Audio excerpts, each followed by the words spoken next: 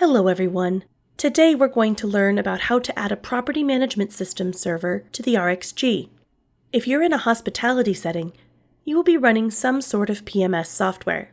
By following these steps, you can link your PMS and your rXg so that any billing for guest internet upgrades does not have to be processed through the portal and will instead post to the PMS and appear on their final bill.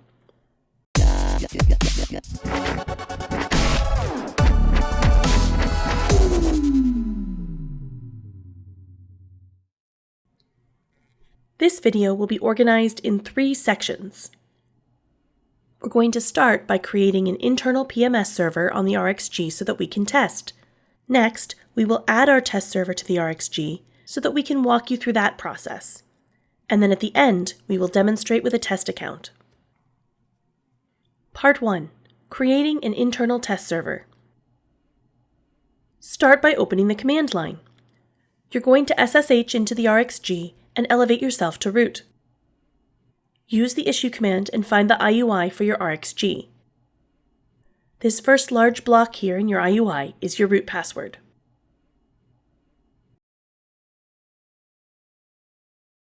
The next set of commands you will use can be found in the help manual of the rXg. Go to Operations Manual, Lab Manual, FIAS PMS Simulator. They will also be pasted below in the video description box. Hit Ctrl-D and enter the following command to make the local hook executable.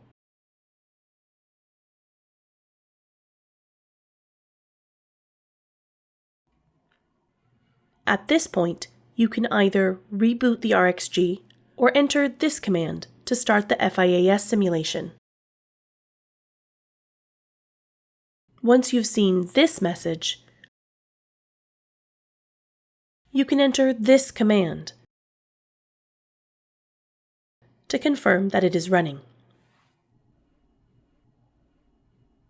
Part 2. Adding your PMS server to the rXg. Again, you will want to do this to set up billing for your guests' internet upgrades, so they will go through the PMS. Navigate to Billing, Gateway. Under the PMS server scaffold, select Create New. Name your server. Now let's walk through the various sections. Available plans. For the purposes of this video, we've created 2 very basic plans, although you could have any number of them. A default free plan allowing 3 devices, 3 login sessions per guest, and a $5 10 device, 10 login session option. You're going to select any of the plans that you want to go through your PMS. Plans behavior. You have 2 options here, usage plan name and usage plan description. This is the text that will be sent through the PMS to identify the charge. We're selecting name, so you'll see the charge show up later as 10 device usage plan since that's what we've called it. But you could use terms like basic upgraded executive, silver, gold, platinum. It just depends on how you name your plans when you're setting them up. Accounts behavior. This determines how user accounts are shared between the registered guests in a room. The selected plans can be applied to device, guest, or room. With the per guest option, any upgrades purchased by one guest are only applied when they log in with their unique password. Guests staying in the same room would need to purchase their own usage plan. Per room means that plans are applied to all registered guests in the room, regardless of which account purchases an upgrade. Per device is more granular and would entail specific plans being selected and applied to each device the guest chooses to use. Transactions behavior. Post zero amount simply indicates if you want zero charge plans to be posted to the PMS. You can select this on or off. Duplicate timeout indicates how long the grace period is before a duplicate charge posts. The default setting is 60 seconds, which means that any duplicate charge that processes within a minute of the first will be ignored. If your guest loses connection right after making their purchase and then attempts to replace it because they think it didn't go through, they will not be charged if their transaction occurs within the grace period, but if it takes longer, they will get a duplicate charge. Feel free to alter the setting to make the timeout longer or shorter as you see fit. For the purposes of this video, we'll stay on the default.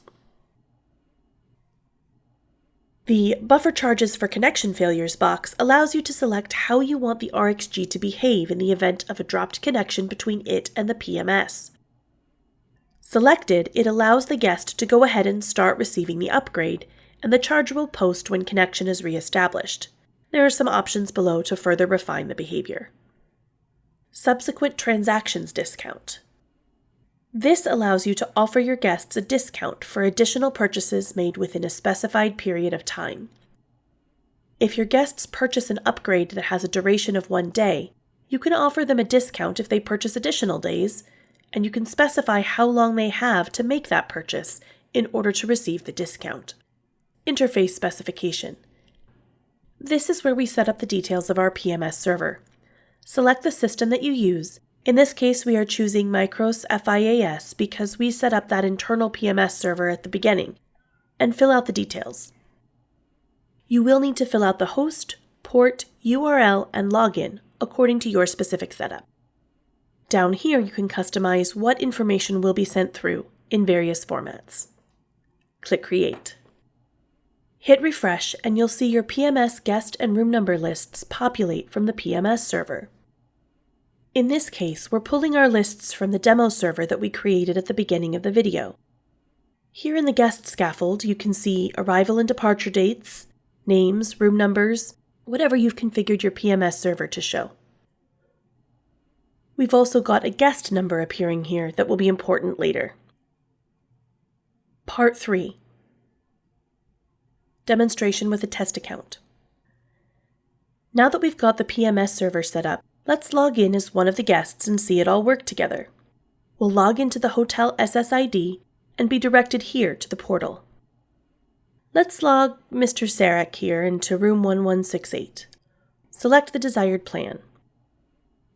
Let's get Mr. Sarek an upgrade so he can use more devices. Here's all the details: speed, devices, expiration. Go ahead and enter an email address and officially select this option.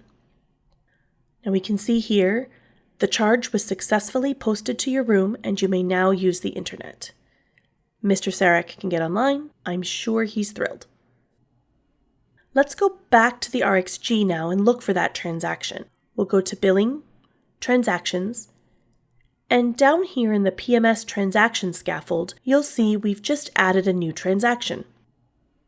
You'll see time of posting, amount, IP and MAC addresses for the device, the credentials, which are based on room number and last name, room number, guest name, and the account identifier, which you can see is, again, the room number and last name appended to that unique guest number that I said would come back around, and here it is. You can see their usage plan and what server it came through. If we go to Identities, Accounts, you can see Mr. Sarek here, logged in with his upgraded usage plan, charged through the PMS. Now, when Mr. Sarek goes to check out, the $5 charge will be on his final bill. If you work in hospitality, or even if you don't, please let us know in the comments or on our subreddit if there are additional walkthroughs or demonstrations that would be useful, and keep an eye on our social media channels for additional information about RGNets. Subscribe to this channel for new walkthroughs, demonstrations, and technical content. Thank you so much for watching. Have a great week, and we'll see you in the next video.